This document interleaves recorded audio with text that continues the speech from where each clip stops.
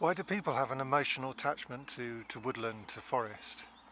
Is it because of some deep instinct from our primal past, of primal woodland, of hunting along river valleys, down shores, looking for hunting animals, fishing, collecting berries and nuts? Is that the source of our connection with forestry? Now, the history of civilization, of culture, is one of chopping trees down, of cutting them down, ploughing, sowing corn, and making beer and bread.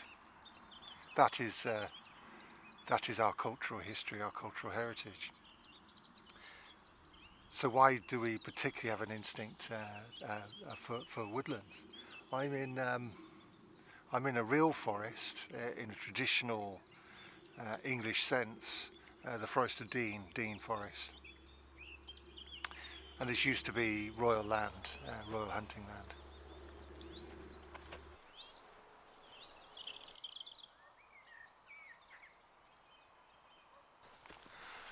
But I know that this is an industrial landscape, that there is coal and there is steel here, iron.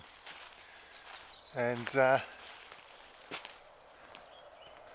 big seams have been cut through this landscape, extracting it.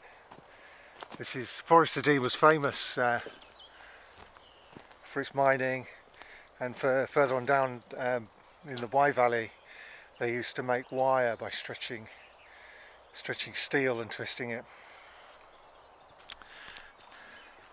So how much of this is authentic?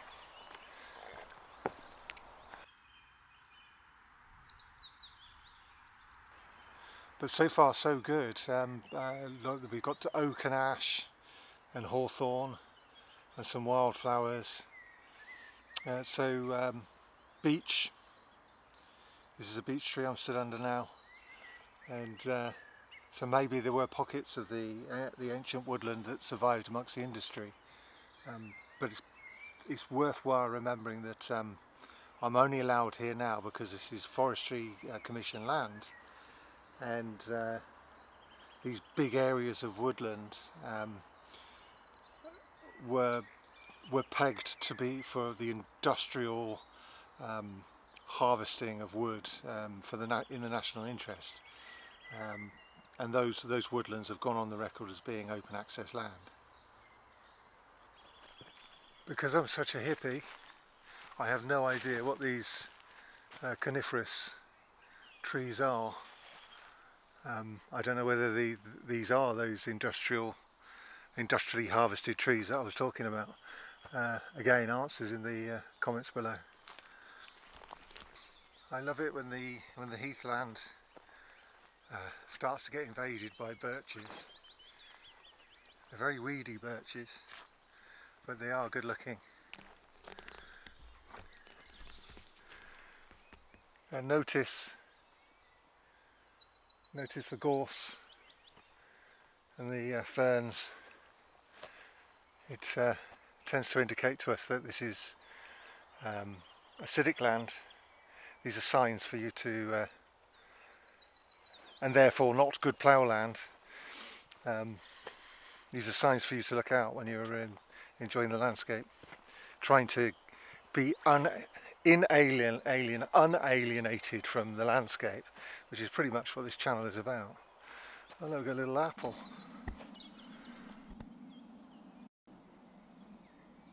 Without animals to graze heathland, it turns to scrub again very, very quickly. It's animals that keep the forest at bay.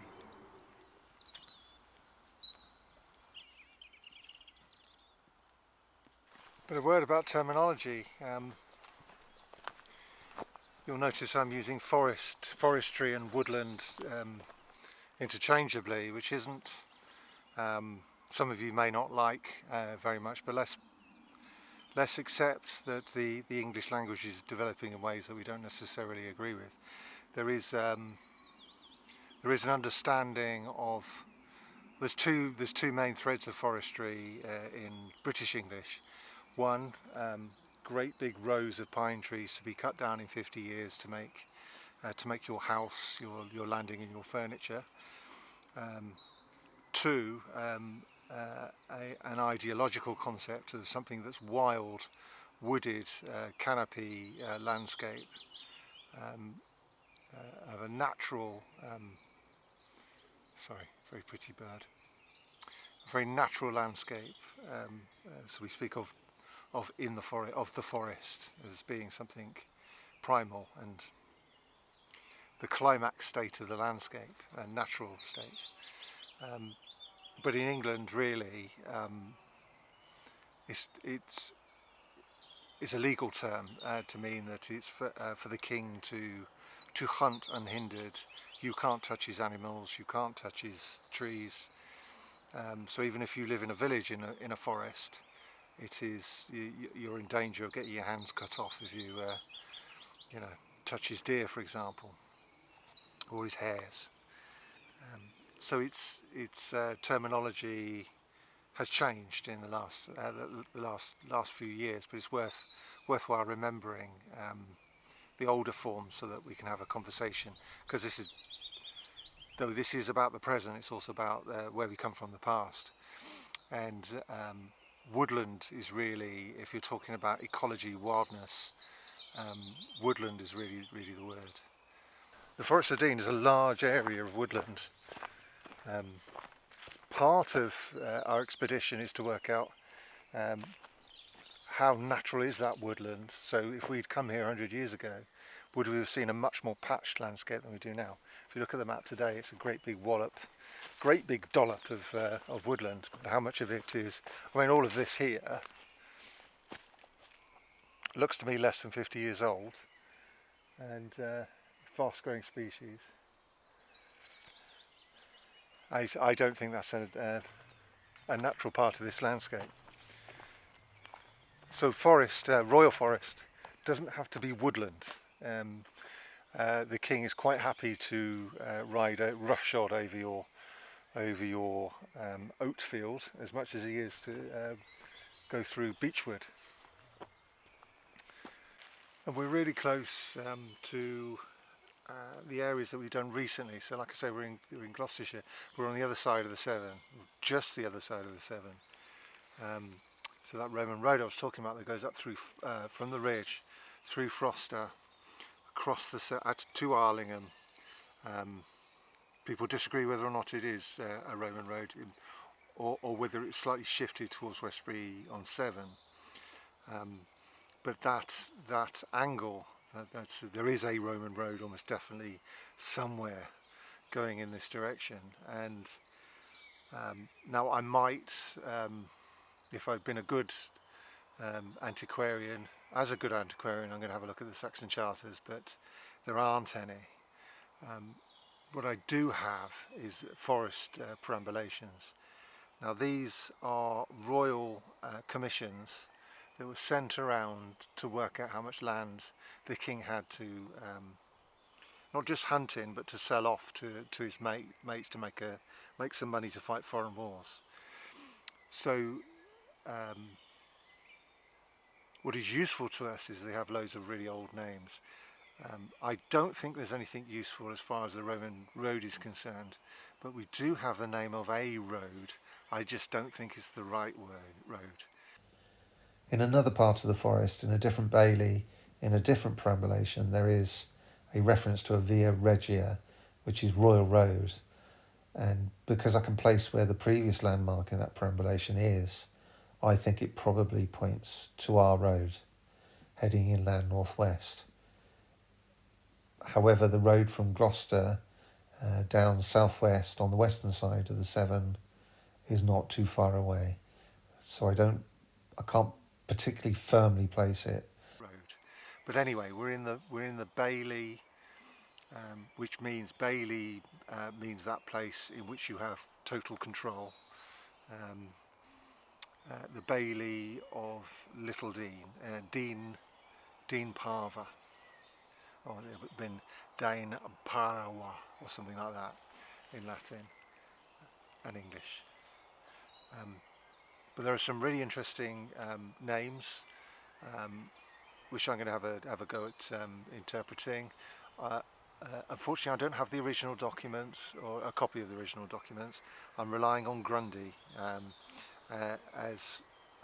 he is a man who's both reliable and unreliable, a bit much like myself.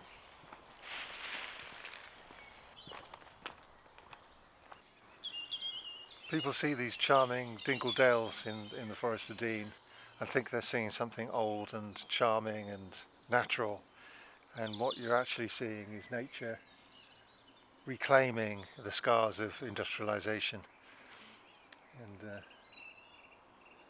it's still beautiful, but it's not what you think.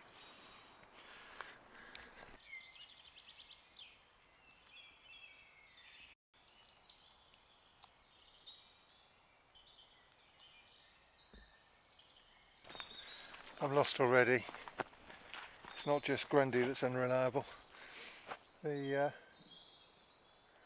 you've gone into beech woodland here, and there's, I think that's ash over there. There's a clearing back there that where all the wildflowers have come up again.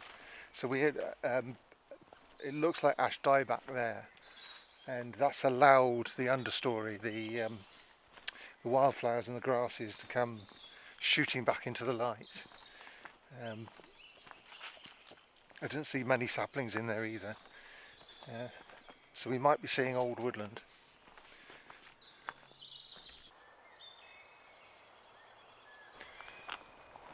So I'm lost already, and I'm looking for La Monacherna ditch, which is Middle English, and it means the monkish ditch. Is it a ditch or a dike in this period? Is there a difference between ditch and dike? There isn't in the Old English. So we're looking, if we can find it. I mean, there's a ditch here, but it doesn't, you know, it's a causeway, it's a road, it's a ditch by the side of a road.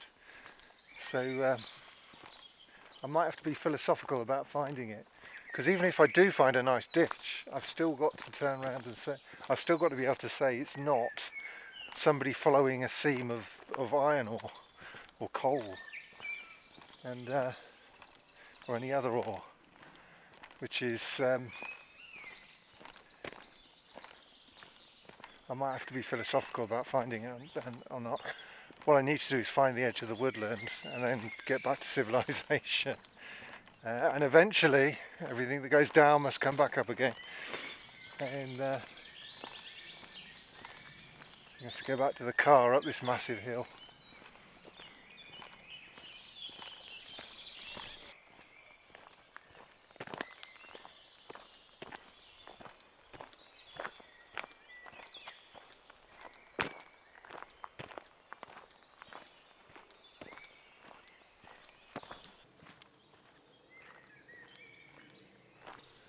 Look how the spring's progressing. There has been an early spring. Just how many, look at those leaves. This is the middle of April. The leaves are appearing on the trees much earlier than normal.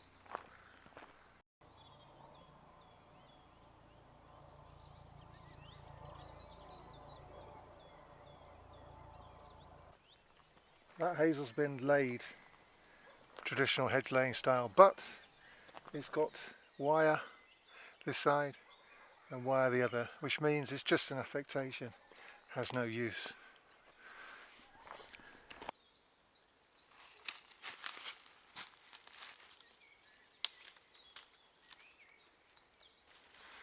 This is nice. There's a wood bank,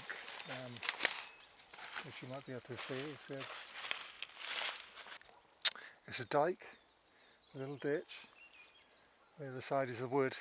It's the traditional boundary of a really old woodland, and it has stones along the top of it, great big stones, which is a nice feature.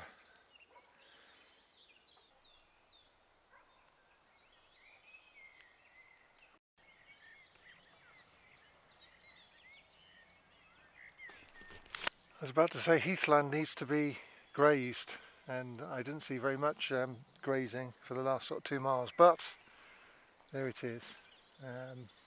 So somebody noticeably, I believe I'm now outside the Forestry Commission land. So this is farmers themselves deciding to make the use of the land. You know,